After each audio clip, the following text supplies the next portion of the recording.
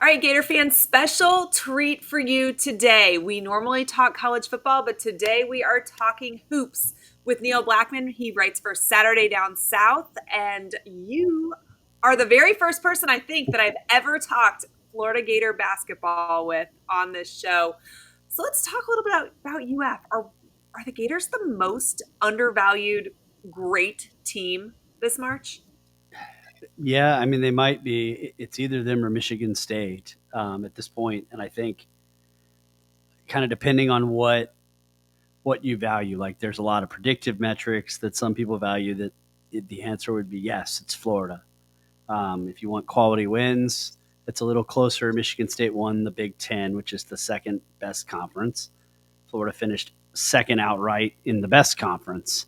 So very similar, but it's certainly either the Gators or Michigan State. And I think come Selection Sunday, when the final one seed is announced, it will be one of those two teams. Bruce Pearl won SEC Coach of the Year. Obviously, Gator fans not pumped about that. Many feel like Golden should have won it, particularly since Florida beat Pearl. Is it a preference thing? I mean, I know there's no specific metric, but I feel like you're pretty well reasoned on things like this. Who do you think should have won Coach of the Year in the SEC? Well, I had a ballot. I voted for Golden. And it was interesting. Like, I felt like most of the year I was writing a column and I was voting for either Dennis Gates at Missouri because they were picked 13th in the league and were clearly a lot better. They got all the way to the top 10 at one point. And then Pearl and Auburn, they were picked to finish second. So they were expected to be very good. Right. I don't think anybody thought they were going to be like historically good, which the computers say they are. But what's funny, and I've been telling people, like, the Ken Palm database has become a big thing. It's become like part of the vernacular of the sport, right? Everybody says, "Oh, you know what their Ken Palm rank is." Todd Golden references it all the time. So, four of the 11 best teams since Ken Palm started in 1997 are playing right now in this season. It's a historical outlier of excellence. Florida is currently 11th. Auburn is currently second. Well, Florida was picked to finish sixth in the league.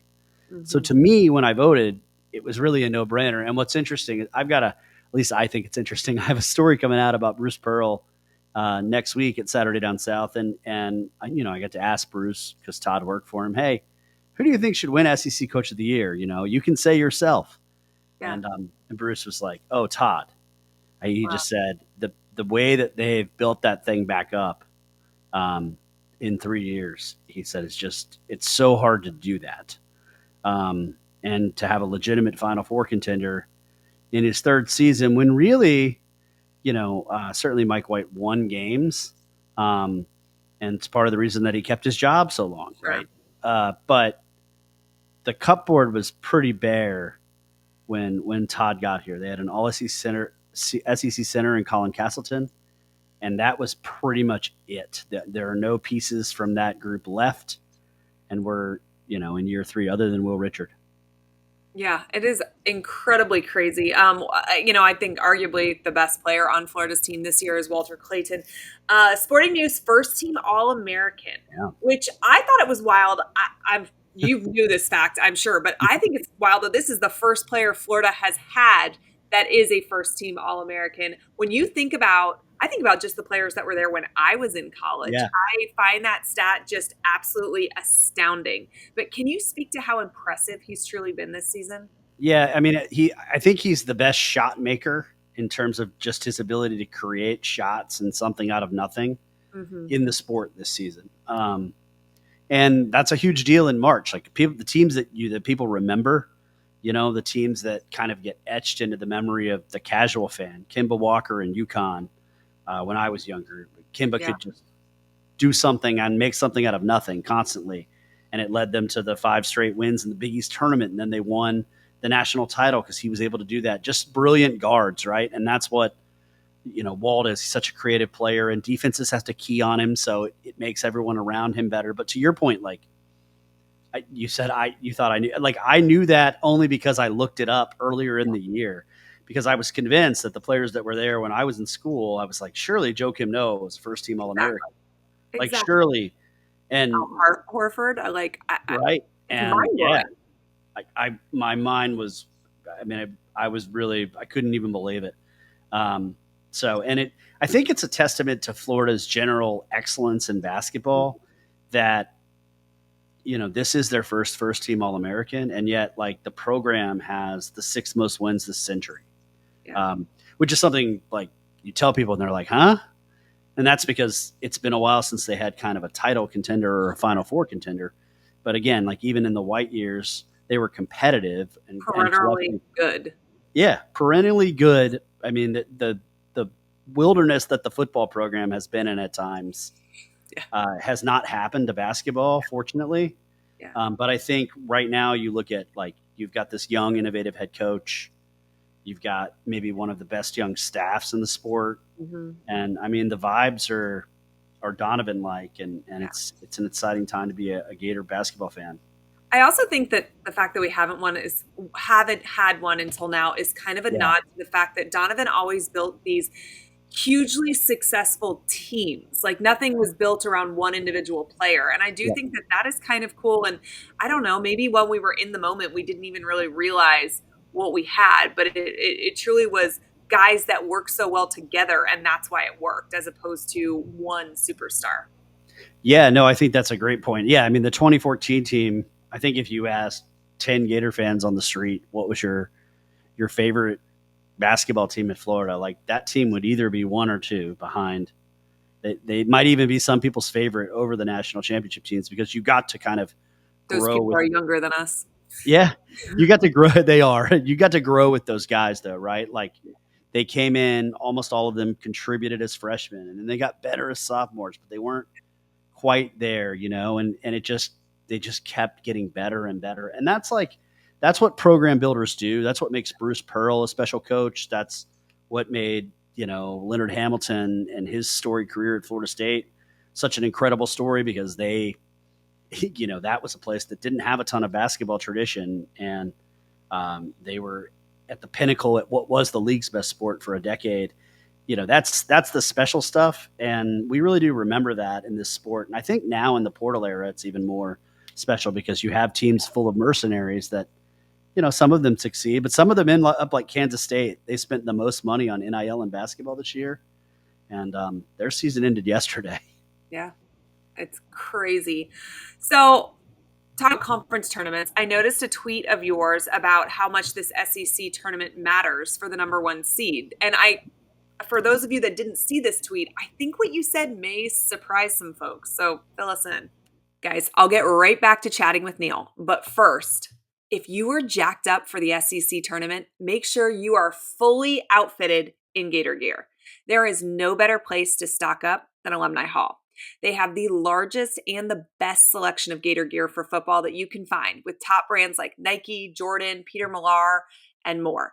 But it's not just for football. They have basketball, they've got baseball, they've got all the spring sports. You have got to head over there, see all the things they have. You can shop their elite selection in store, which is on Archer Road in Gainesville, or you can go to alumnihall.com. If you order right now, you'll have your gear in time for the NCAA tournament. I'm going to try and swing by before the gymnastics meet on Friday. I need a whole new wardrobe for all these spring sports coming up, and so do you. Things are going incredibly well for all things UF athletics, so make sure that you are supporting with your orange and blue. And make sure that that orange and blue gear is from Alumni Hall. Yeah, so it's interesting. The last 2 years, there's a new chairman of the selection committee. Um, right now, it's Bubba Cunningham, who's the director of athletics at UNC. But I think what was interesting was Don Gavitt, who chaired the selection committee the last 2 years, went on TV on Selection Sunday and said, "Yeah, we had 1 through 16 seated on Friday afternoon." Yeah. Um, and it was kind of like, so, none of these Saturday and Sunday games at conference tournaments mattered on the top seed lines. And I think his explanation for it last year was they want to reward the body of work, right? They want to reward Florida for going 27-4, not for losing on a neutral Florida, Alabama 2 weeks. And I'm not saying that's going to happen, but like if it did, it would be 2 weeks after they won in Tuscaloosa. So Right. why is it fair to privilege a neutral court win over Florida's win in Alabama's building?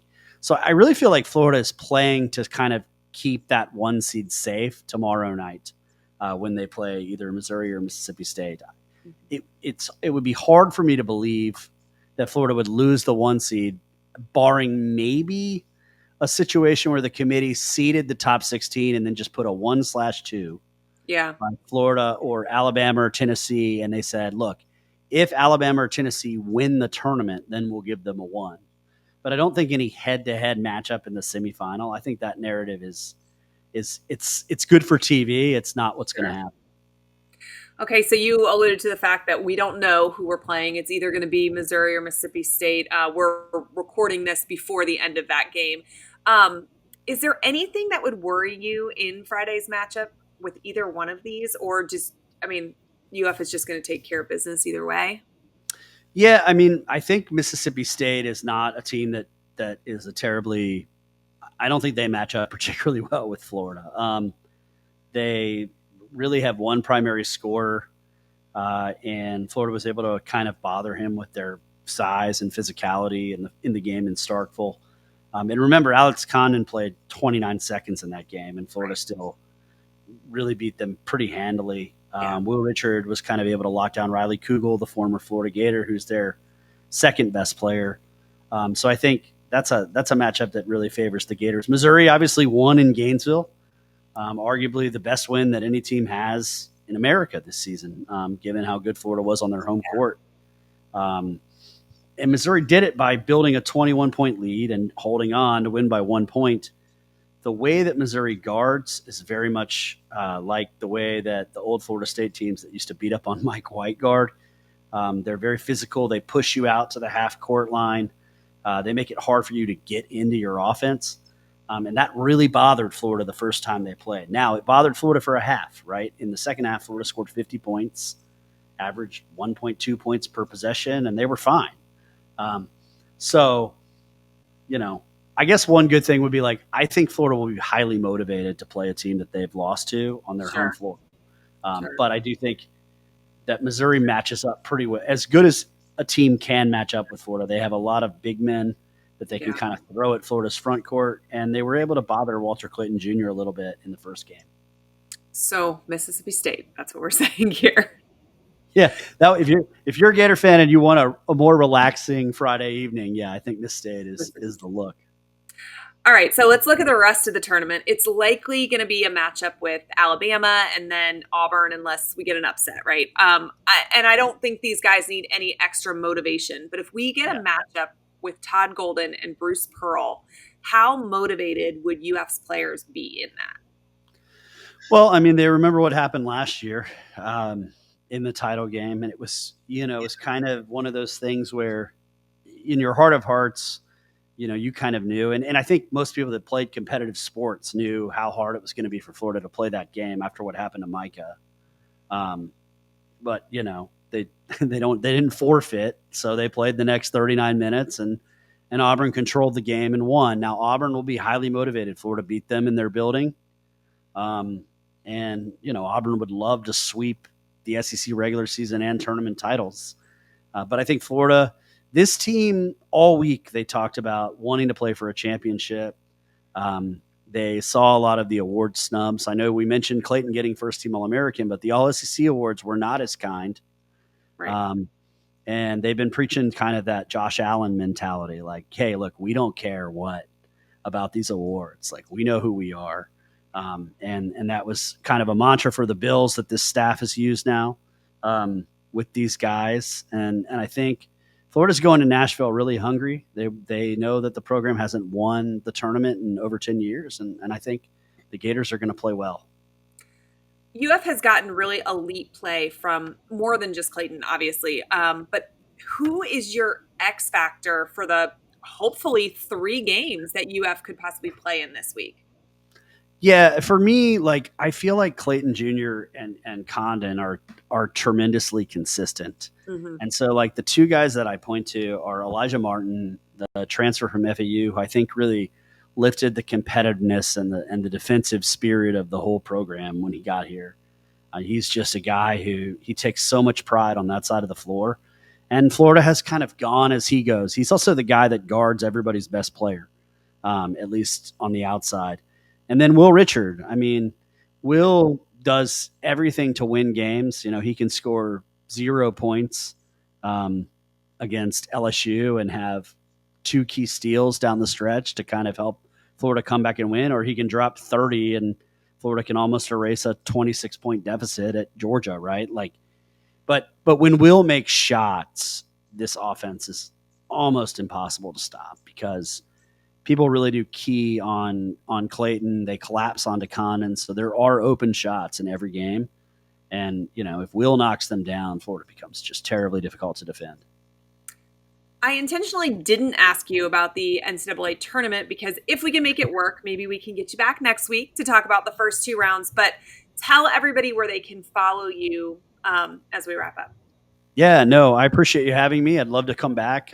They can find me at NW Blackmon on X. And then also my podcast, the Florida Basketball Hour, which is 7 years old now. And we certainly have enjoyed this season, but over 500,000 people have listened to a podcast about basketball, which speaks to the fact that Florida does have a pretty passionate basketball fan base.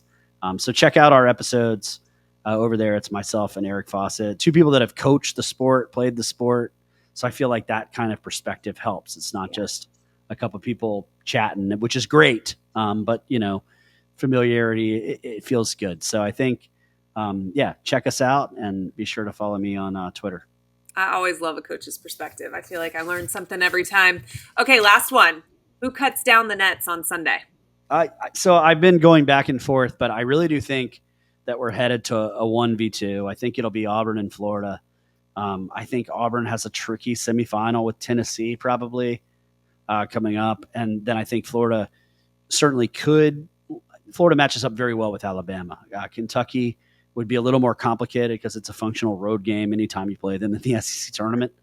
But I like Florida to go there and win. They've been playing the best of any team in the SEC for the last month. I usually don't do the homer picks, so but I really feel like just Florida's been the best team for the last month, and that will be the case in Nashville. All right. Well, we appreciate you, Neil. Thanks so much for joining us, and we'll try and circle back around next week. Appreciate it, Allie. Thank you.